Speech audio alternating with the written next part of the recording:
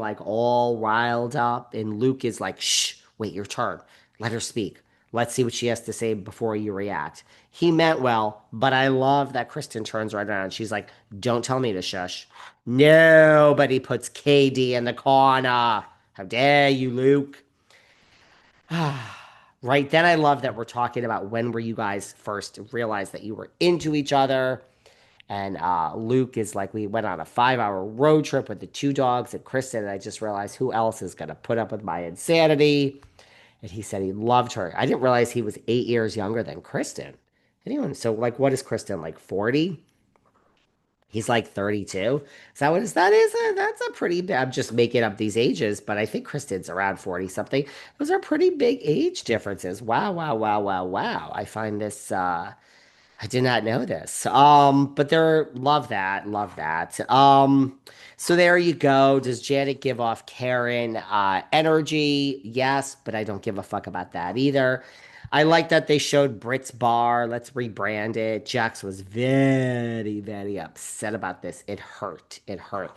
Oh, like the best part of the whole reunion also was when they called out Jax's burner account. By the way, did anyone else watching this reunion for the Valley like Jax is I don't know if he's on all sorts of downers or meds to regulate his mood, but he seems borderline. I mean, he seems bored, falling asleep. I mean, Jax just does. If Kristen says that us fans don't care about Janet and Jason, Jax doesn't care about any of this. And it's like you watch this and you're like, forget about the abuse and the throwing the thing at Brittany. You're just like, how could you come back? Like, you are not interested in interacting with this entire cast, which is different than what they're doing to Katie over on RHOC because Katie has just done an interview and she has said she wants to come back. She says it's mean girl, bullying, and she absolutely wants to come back next season. That's different. Jax, like, he can spin this bullshit any way that he wants. Jax did not want to come back to this show. Period. The end.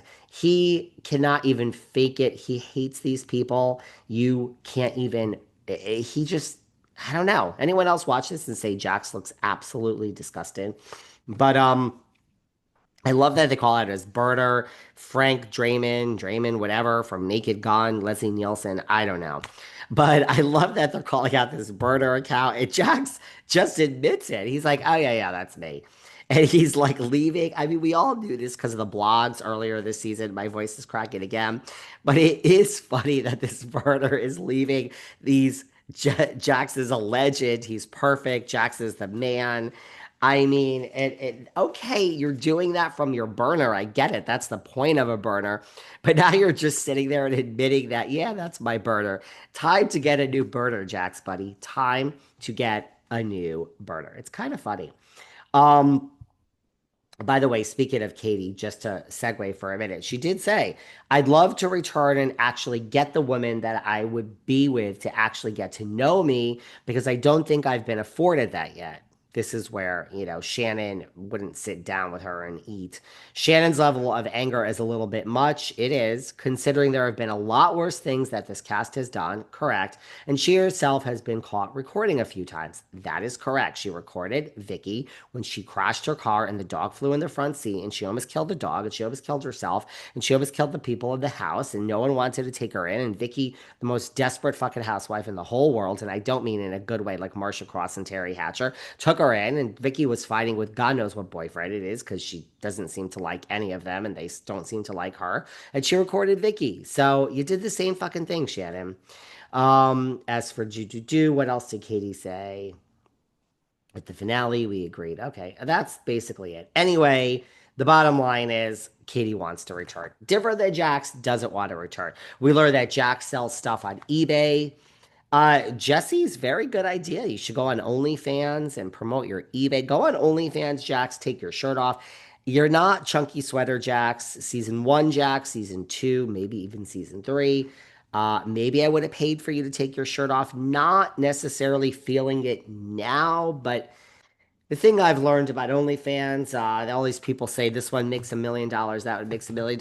Everybody's got a type. So, I think someone out there might want Jax to take the shirt off and just sell shit on OnlyFans.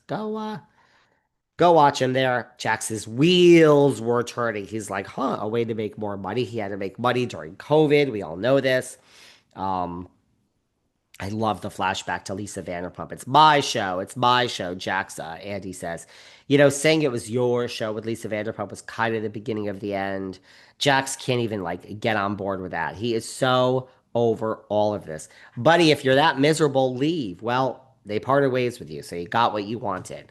Um, there you go. Jax does say none of this would have happened if I didn't start the show. That is true. You pitched the show, you started it, you brought it to Alex Basket, you shopped it around. Nobody wanted a show about Daddy Jax and his friends in the Valley. Scandal happened. It got greenlit on Bravo. It all worked out, but dude, you lost the show. I'm sorry.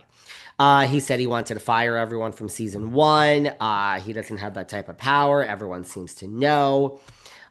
He's falling asleep again. There we go. I didn't realize this. I guess I don't listen to Kristen and Luke's podcast, but Kristen and Luke apparently recapped VPR season one, and Luke said, can't do this. So he's never seen crazy Kristen in all her glory.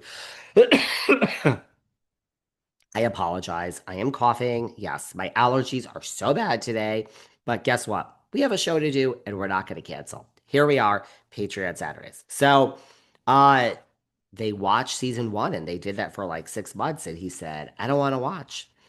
Kristen wanted him to skip seasons two and three. You slept with Jax. Well, we all know that by now. I'm sure Luke knows that. I'm sure Luke knows everything about his fiance. Anyway, Andy says he's happy that KD is mellow. She's a mellow KD. That's why we all love her. That's why I'm going to be a broken record why I want to see Tom and Victoria on the Valley. I want to see Sandoval and Kristen get along as adults because they really would. I love that they show this scene between Jesse and Aaron. Nobody cares. We all know Michelle and Aaron broke up.